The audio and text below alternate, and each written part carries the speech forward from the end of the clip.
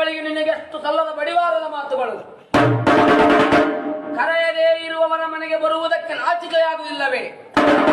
ಹೀಗೆಂದು ತವರು ಮನೆಯಲ್ಲಿ ತಂದೆಯಿಂದ ಅಪಮಾನಕ್ಕೊಳಗಾದ ಗೌರಿಯು